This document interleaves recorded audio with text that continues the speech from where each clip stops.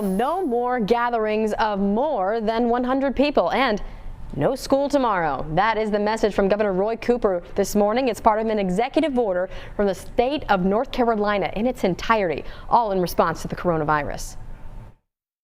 Despite this guidance, several venues continued their events, so today's order makes it mandatory. This is a risk we cannot tolerate. No concert is worth the spread of this pandemic.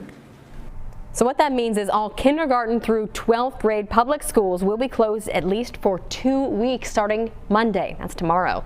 Under this order, gatherings of more than 100 people are also banned. Now, in Winston-Salem, Forsyth County Schools issued a statement about that mandatory 2-week closure. That's what hallways are going to look like tomorrow, empty. Now, it says on Tuesday, Winston-Salem, Forsyth County Schools cafeteria sites will be open for breakfast and lunch, and buses will deliver meals along routes. Now, on Thursday, online e-learning classes are slated to begin.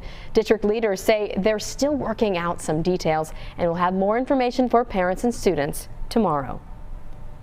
Rockingham County Schools also made an announcement about the executive order. The district says they will be closed until April 10th, but will continue to try to feed students at Leakesville Spray Elementary, McMichael High School, and Moss Street Elementary. Now, district leaders tell us that more information will be available soon.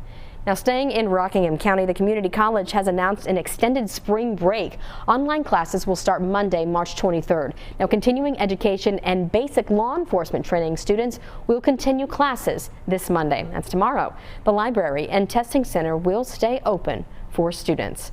Now, Guilford County schools are also complying to the governor's order. The district will be closed until March 27th, but schools will be open on Monday, tomorrow, so that students can pick up materials and personal items. The district says it has been developing online learning tools.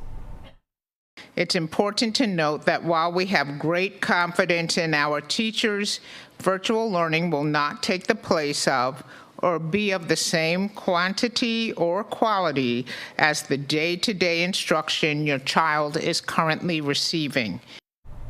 The school system is asking people to call or check the website if they have questions about their specific school, because again, people cannot gather in more than groups of 100. Again, 100 more people not allowed in the building at one time. Now, the district says it will make more announcements this week, starting with another news conference set for later today.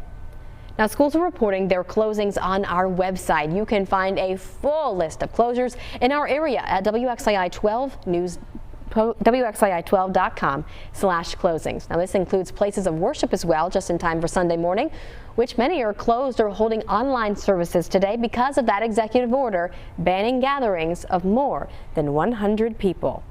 This all comes as the number of coronavirus cases continues to grow right here in North Carolina. Right now, 26 cases of coronavirus have been reported in our state. This time yesterday, there were 18 known cases. Now, the CDC reports in the U.S. as a whole, there are at least 2,816 cases of the coronavirus, and 58 people have died from it. That number is up from the 50 reported dead yesterday. And the CDC says West Virginia is the only state that hasn't reported a case of the coronavirus. Now, after long delays and serious complaints, coronavirus testing is beginning to ramp up in parts of the country. But there are some lines at testing centers and some who are suffering and say that they are not able to get tested. Kathy Park explains.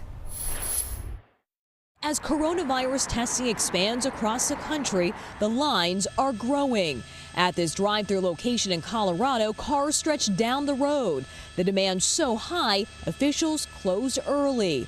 Are you here to get tested? And at the center of New York's worst outbreak, New Rochelle, Keep your windows up at all times. drivers were screened before they could enter. The state's mobile test site launched Friday, processing 150 cars. Test results expected in 24 to 48 hours, depending on the patient's health and risk level. The more tests we take, the more that number will go up.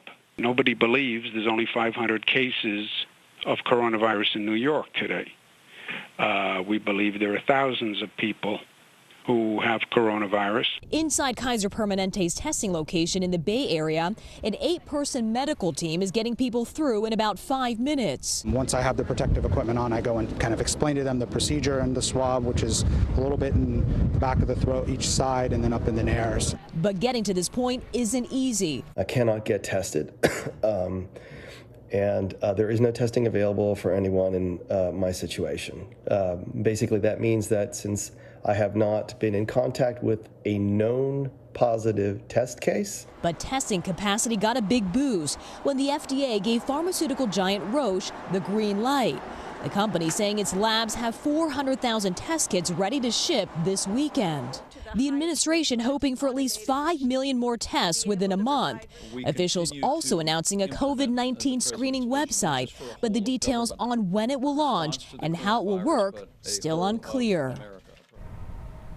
Thank you. Now, the first commercial company has given approval to supply and run tests for the coronavirus. Now, Roche Molecular Solutions out of California received emergency approval by the U.S. government last week. As you just heard, now the company's automated machines can process more than 1,300 tests in an 8-hour shift. The head of the company says he hopes this will have a significant impact on containing the spread of the virus. The instrument behind me is a high throughput, highly automated instrument, which is very different to what is currently happening today out there with corona testing. The company also got approval to supply test kits to 32 labs across the country. Dr. Brown says already 400,000 test kits have been shipped, with more than 1 million expected to be distributed by next month. 809 U.S. Customs and Border Protection officers say they found suspected fake coronavirus test kits at LAX. Officers discovered 6 plastic bags of various vials labeled to appear as if they were meant to test for COVID-19. The shipment was turned over to the FDA for analysis. Now, officers say people should be careful of at-home test kits. Authorized testing again for COVID-19 is only conducted in verified labs.